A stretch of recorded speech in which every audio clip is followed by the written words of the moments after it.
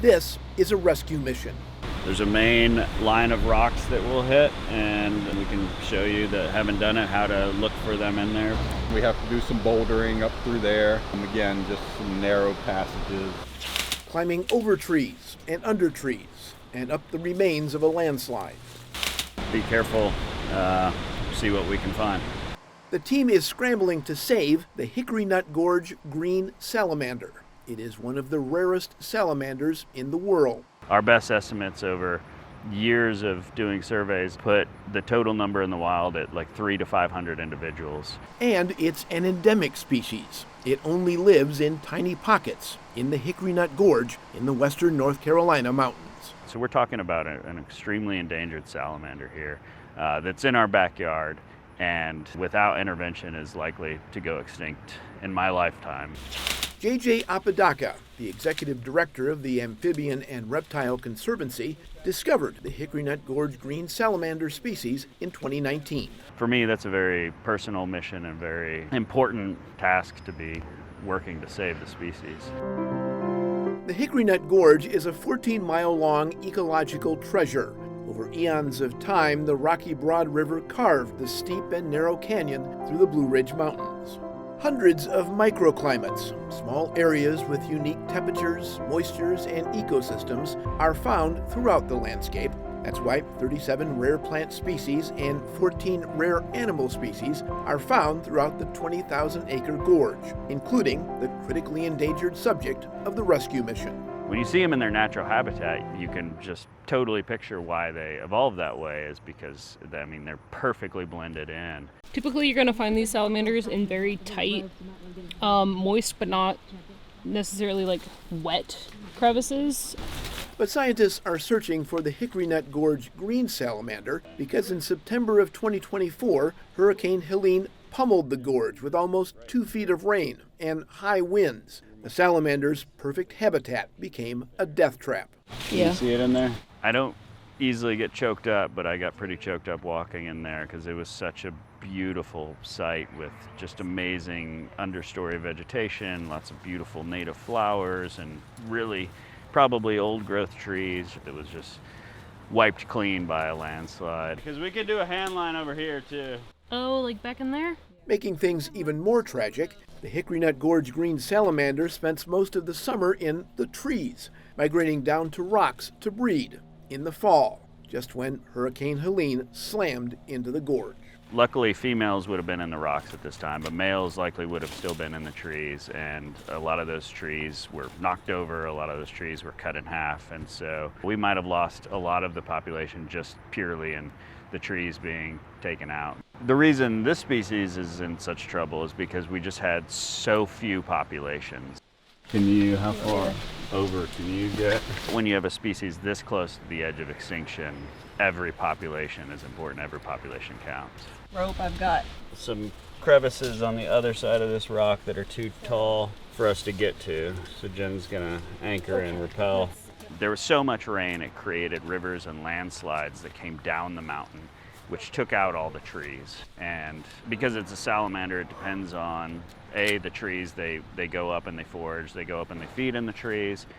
But also those trees provide a lot of moisture in the air and keep the temperatures down. So the gorge is relatively hot for salamanders. It's only at 1,000 feet. And so they require those kind of cooler, moisture areas. These salamanders are completely lungless. So all of their respiration has to occur across their skin. All their breathing, all their gas exchange just happens across their skin. The downside of that is that you have to have moist skin. So if you are out in the sun, you dry out, you can't breathe. Not breathing is bad. So this is a great example. This was just like an amazing canopy tree.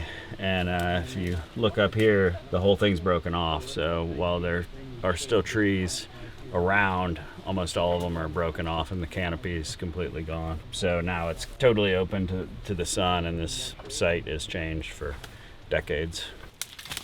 Natural disturbances within the forest happen all the time, and in a sense, that's a good thing. It brings new life into the forest. It brings a different age class of trees into the forest, and that's just a natural succession. Unfortunately, these canopy openings, which provide sunlight and the right ingredients for native plants to thrive, also provide those ingredients for non-natives to really take over.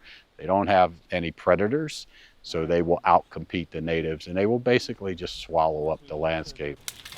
So, in a last-ditch attempt to save the Hickory Nut Gorge green salamander from extinction, Apodaca is leading an effort to capture salamanders in the gorge and bring them to the North Carolina Zoo to start a captive breeding program.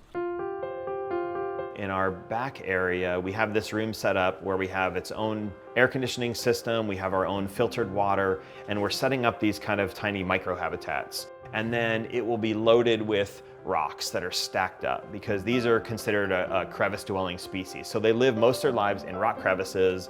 Every once in a while they'll come out and climb trees, but there's a lot we really don't know about this species. We try to provide a substrate that's similar to what they would experience in the wild, but also all these different rock crevices that have the same sort of microclimates and microhabitat they would experience in the wild. 25 salamanders were rescued from the gorge to start the program. It took multiple trips to find them, and the program will be slow going. The salamanders only lay about 10 eggs per year, and they don't reach sexual maturity until age 7. Salamanders can live 20 to 30 years in the wild. Most of the plants and the rocks and even some of the props like the bark, we actually collected from the site itself. So they truly are experiencing a little miniature version of what they had in the wild. It's as exact as you can possibly make it. Yeah, it's next to impossible to duplicate it, but we're pretty close. The long-term goal is to return the salamanders to the wild. We need a sufficient number to get out in the wild, and we want to make sure that we're not damaging what we do have as far as a population in captivity. We certainly want to get them back out in the wild, but we've also never done that. No one's done that for this species, and so reintroducing them is also going to be a learning curve, and it's going to take time for us to probably get that right. You know, for me, the hard line is always extinction. I think, extinction is forever is the saying. I believe that when we lose a species, we lose millions of years of evolutionary history. We lose something special in the world that we can never bring back. So for me, that's always the hard line, is that we don't let anything go extinct and we put in effort. Thanks for watching. If you love science stories like that, there's plenty more to explore. Subscribe to PBS North Carolina and SciNC.